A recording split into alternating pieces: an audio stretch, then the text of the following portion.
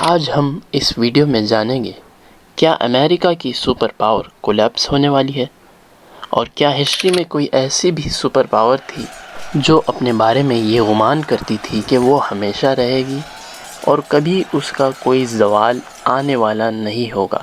لیکن میں اس سے پہلے قرآن پاک کی ایک آیت اور سنت رسول سے ایک حدیث آپ کے سامنے پیش کروں گا، اور اس ویڈیو کے اینڈ میں آپ سے اس آیت اور اس حدیث پر ڈسکس کروں گا۔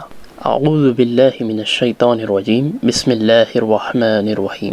وَإِذَا أَرَدْنَا أَن نُهْلِكَ قَرْيَةً أَمَرْنَا مُتْرَفِّيهَا فَفَسَقُوا فِيهَا فَحَقَّ عَلَيْهَا الْقَوْلُ فَدَمَّرْنَاهَا تَدْمِيرًا۔ بخاری اور مسلم میں حدیث ہے، آپ صلی اللہ علیہ وسلم نے فرمایا، ایھا الناس انما احلق الذین قبلکم انہم قانوا اذا سرق فیہم شریف ترکہ واذا سرق فیہم ضعیف اقاموا علیہ الحد۔ تو جیسا میں نے کہا تھا کہ ہم اس آیت اور اس حدیث کو ویڈیو کے اینڈ میں ڈسکس کریں گے۔ So let's get back to the topic. آج ہم بات کریں گے ہسٹری کے ان بڑے امپائرز کی، ان کے عروج کی، ان کے زوال کی، آخر کن کن سٹیجز سے گزر کر یہ امپائرز ختم ہوتی ہے۔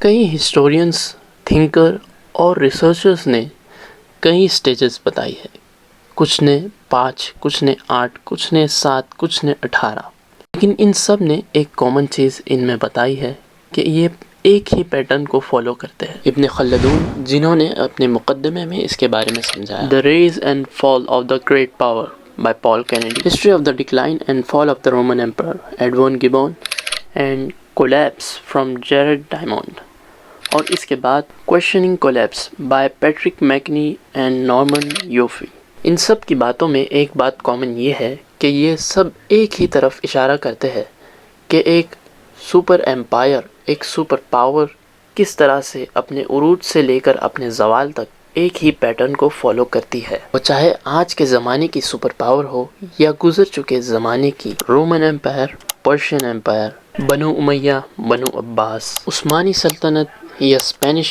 برٹش، سوویت یونین، یہ ساری امپائر کا ایک ہی پیٹرن تھا۔ چاہتے یا نہ چاہتے ہوئے بھی ہر حکومت، ہر سلطنت، ہر امپائر اسی راستے پر چل کر کولیپس ہوا۔ یہ total 7 universal stages of collapse ہیں۔ سٹیج 1، ایج آف پائنر، یہاں پر حکومت رائز ہوتی ہے، یہاں پر عروج آتا ہے، یہاں پر ویلیوز اور سیکریفائس کے ذریعے لوگوں کو ابھارا جاتا ہے۔ سٹیج میں ویژن اور رسک لیا جاتا ہے۔ سٹیج 2، ایج آف کانکویسٹ، یہاں پر اسٹیٹ ایکسپینڈ ہوتا ہے، جنگ اور ٹریڈ کے ذریعے اسٹیٹ اپنے آپ کو ایکسپینڈ کرتا ہے۔ Stage 3، age of commerce, earlier peak, اس سٹیج میں اسٹیٹ اپنے امپائر کو ویلتھ، ٹریڈ اور سسٹم کے ذریعے آگے بڑھا دیتا ہے، یعنی یہ ٹاپ پر آ جاتے ہیں۔ Stage 4، age of peak and arrogance, اس سٹیج میں امپائر یہ سمجھنے لگتا ہے کہ ان سے اوپر کوئی نہیں، اب وہ چاہے تو کچھ بھی کر سکتے ہیں، ان کی ٹکر کا اس دنیا میں اب کوئی بچا ہی نہیں۔ فار ایگزامپل 1947 سے 1991 تک امریکہ اور رشیا کے بیچ کولڈ وار چلی۔ جب 1991 میں سوویت یونین کولیپس ہوا تو امریکہ نے یہ وار جیت لی، اور اس جیت نے امریکہ کو اس کولیپس پیٹرن کے سٹیج 4 پر دھکل دیا۔ اب باری آتی ہے سٹیج 5 کی۔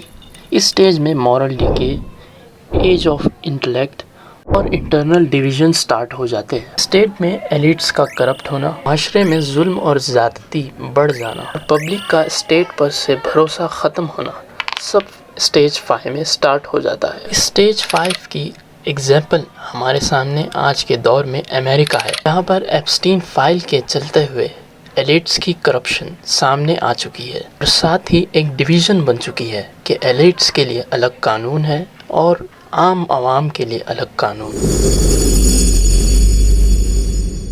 سٹیج 6، سٹیج 5 کا ہی ایک ایکسٹریم ورژن ہوتا ہے۔ معاشرے میں ایکسٹریم کرائم ہونا، انجسٹس کا زیادہ پھیل جانا، ایلیٹس کا اور کرپٹ ہونا، نہتے اور عام معصوم عوام پر ظلم ڈھانا، جو کہ امریکہ میں اس وقت چل رہا ہے۔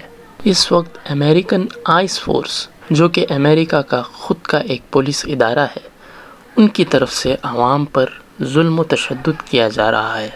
کئی لوگوں کو قتل کیا گیا، کئی لوگوں کو زخمی کیا گیا، کئی لوگوں کو بندی بنایا گیا، حالانکہ چھوٹے بچے اور جانوروں کو بھی ظلم کا نشانہ بنایا گیا۔ ان سب چیزوں کے علاوہ بھی اسٹیج 6 میں اور دو چیز ہوتی ہے، وہ ہے economic plus military over stretch.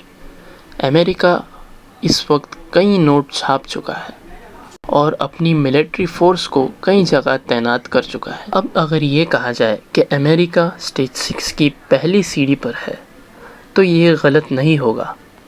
Imperial collapse کی 7ویں سٹیج پر ڈسکس کرنے سے پہلے میں چاہتا ہوں کہ قرآن کی وہ آیت اور جو حدیث شروعات میں نے بتائی تھی اس پر بات کر لوں۔ اعوذ باللہ من الشیطان الرجیم وَإِذَا أَرَدْنَا أَن نُهْلِكَ قَرْيَةً، اور جب ہم ارادہ کرتے ہیں کسی بستی کو ہلاک کرنے کا، امرنا مترفیہا، ان کے ایلیٹس کی طرف، ان کے ایفلینٹ، ان کے خوشائن لوگوں کی طرف حکم ہوتا ہے کہ اللہ کی طرف رجوع کرو، اللہ کا حکم مانو۔